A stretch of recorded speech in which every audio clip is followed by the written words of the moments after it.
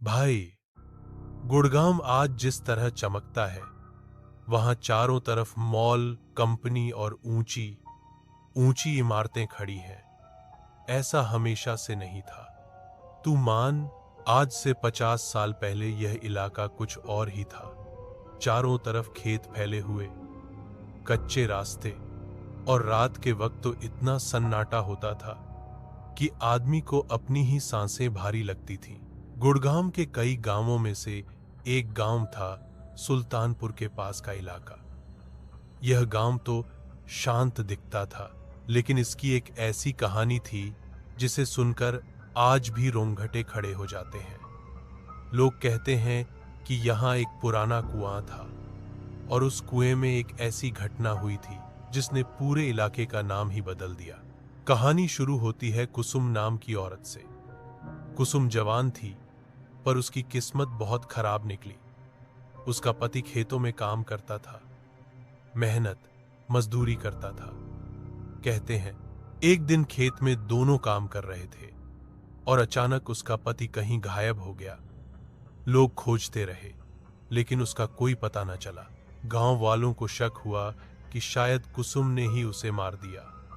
सबकी नजरें उसी पर टिक गईं। बेचारी कुसुम ने लाख समझाया, लाख रोई, गिड़गिड़ाई, पर किसी ने उसकी बात पर भरोसा नहीं किया। गांव वालों ने उसे इतना सताया, इतना ताना मारा कि वह टूट गई। आखिरकार उसने उस पुराने कुएं में कूदकर अपनी जान दे दी।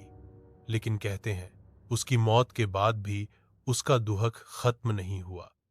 उस दिन के बाद से रात को कुएं के पास औरत की चीखें और रोने की आवाजें आने लगी।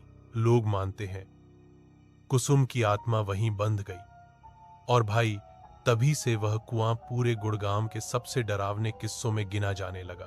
भाई, गांव के लोग तो पहले ही कुसुम के नाम से कांपते थे, लेकिन उसके कुएं की बातें सुनकर किसी में हिम्मत नहीं थी कि रात के अंधेरे में वहां जाए। दिन में भी लोग दूर से ही देखते और जल्दी जल्दी निकल जाते। लेकिन हर गांव में कुछ न कुछ शरारती लड़के होते हैं। यहां भी थे। उनको लगता था कि बुजुर्ग लोग बस डराने के लिए कहानियां गढ़ते हैं। उन्हीं में से एक था रामपाल।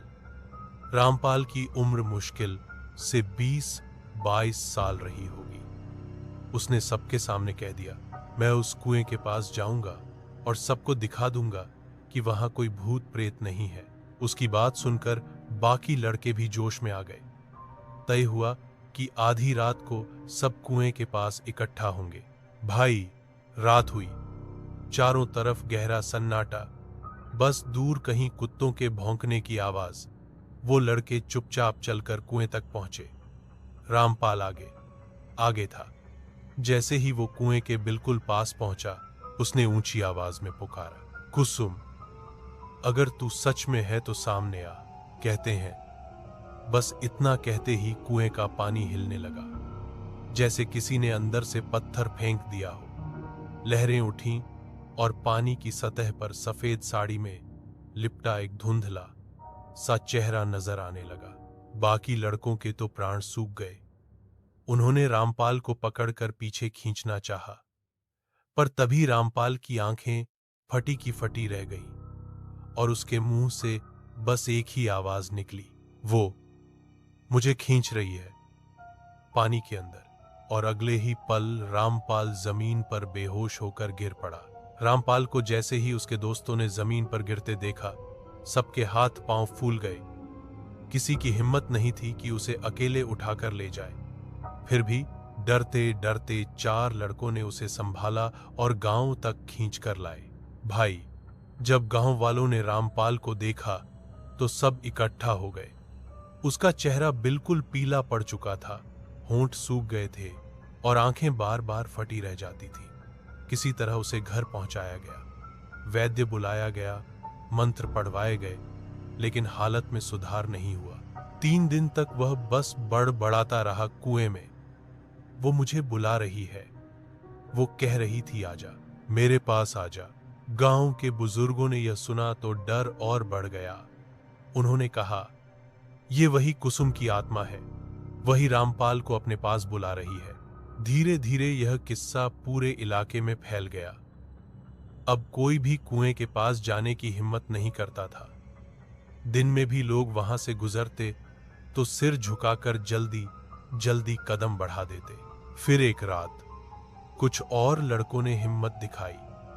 उन्होंने सोचा, देखते हैं सच क्या है। वे रात को बिना बताए कुएं की ओर निकल पड़े। लेकिन भाई, इस बार तो और भी अजीब हुआ।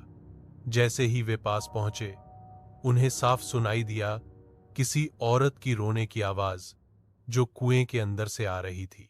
उनमें से एक लड़के ने डर के मारे पत्थर उठाकर कुएं में फेंक दिया। पत्थर गिरते ही रोने की आवाज अचानक चीख में बदल गई। इतनी तेज चीख कि सब लड़कों के कान सुन्न हो गए। सब भाग खड़े हुए और उस दिन के बाद गांव में यह तय हो गया, कुएं के पास जाना मौत को न्योता देना है। रामपाल की हालत से तो लोग पहले ही डर चुके थे, लेकिन जब दूसरे लड़कों ने भी उस कुएं के रोने और चीखने की आवाज सुनी, तब तो पूरे गांव में खलबली मच गई। बुजुर्गों ने पंचायत बुलाई। सबने मिलकर यह तय किया कि इस कुएं को पाट देना ही ठीक रहेगा। भाई, अगले ही दिन मिट्टी और पत्थर इकट्ठा किए गए। लोग डरते डरते कुएं के पास पहुंचे और उसे भरना शुरू किया। सुबह से लेकर शाम तक सब लोग लगे रहे। कुएं का मुंह ढक गया और सबने चैन की सांस ली। सबको लगा अब शायद कुसुम की आत्मा को शांति मिल जाएगी। लेकिन असली डर तो उसी रात शुरू हुआ। रात को अचानक गांव वालों ने सुना कि कुएं वाली जगह से तेज हवा का शोर आ रहा है। कुछ लोगों ने देखा, मिट्टी अपने आप हिल रही थी, जैसे किसी ने अंदर से धक्का मारा हो। और सुबह जब लोग वहां पहुंचे तो देखा कुएं का मुंह फिर से खुल चुका था। भाई, यह देखकर सबकी रूह कांप गई। लगता था जैसे कुसुम खुद नहीं चाहती कि उस जगह को कोई ढके। उसके बाद से जिसने भी कुएं को छूने की हिम्मत की, वह बीमार पड़ गया। किसी को तेज बुखार चढ़ जाता, किसी का शरीर अकड़ जाता। धीरे धीरे लोग उस इलाके से दूर होने लगे। खेतों में काम बंद हो गया और आसपास के मकान भी खाली होने लगे। गांव सुनसान सा पड़ गया। फिर वक्त गुजरा, गुड़गांव शहर बनने लगा। बड़ी बड़ी कंपनियां और इमारतें खड़ी होने लगी। लेकिन भाई, जब भी किसी ने उस जगह पर बिल्डिंग बनाने की कोशिश की तो हादसा जरूर हुआ। एक बार मजदूर खुदाई कर रहे थे। जैसे ही पुराने कुएं की मिट्टी हटाई, उसी रात क्रेन पलट गई और 3 मजदूर मारे गए। लोगों ने कहा, यह जमीन श्रापित है, कुसुम अब भी यहीं है। भाई, आज गुड़गांव का नाम बड़े बड़े दफ्तरों, मॉल और महंगी गाड़ियों के लिए लिया जाता है, लेकिन उस श्रापित जमीन की कहानी आज भी लोग फुसफुसाकर सुनाते हैं। कहते हैं, रात को अगर कोई गाड़ी उस इलाके से गुजरती है तो ड्राइवर को सड़क किनारे सफेद कपड़े में एक औरत खड़ी नजर आती है। कई ड्राइवरों ने कसम खाकर कहा कि उन्होंने उसे लिफ्ट देने के लिए गाड़ी रोकी, लेकिन जैसे ही दरवाजा खोला, औरत अचानक गायब हो गई। कुछ ने तो यह भी बताया कि उनकी गाड़ी अपने आप बंद हो गई और उसी वक्त कुएं की दिशा से किसी औरत की चीख गूंजने लगी।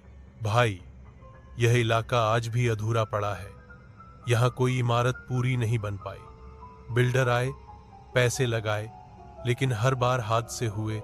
कोई मजदूर गिर पड़ा, किसी को दिल का दौरा पड़ा, कोई मशीन अचानक बंद हो गई। आखिरकार सबने मान लिया कि यह जमीन अब भी कुसुम के गुस्से में है। गांव के बुजुर्ग कहते हैं, कुसुम की आत्मा अपने पति को ढूंढ रही है। जब तक उसका सच सामने नहीं आता, वो चैन से नहीं बैठेगी। आज भी अगर तू रात के 12 बजे उस रास्ते से गुजर तो सन्नाटे में अचानक औरत की फुसफुसाहट सुनाई देती है, जैसे कोई धीरे से कान में कह रहा हो, आजा, मेरे पास आजा। भाई, यह किस्सा मजाक नहीं है। यह आज भी गुड़गांव के लोग अपनी आंखों देखी कहानियों में सुनाते हैं और कहते हैं, जिसने भी उस आवाज का पीछा किया वह फिर कभी पहले जैसा नहीं लौटा।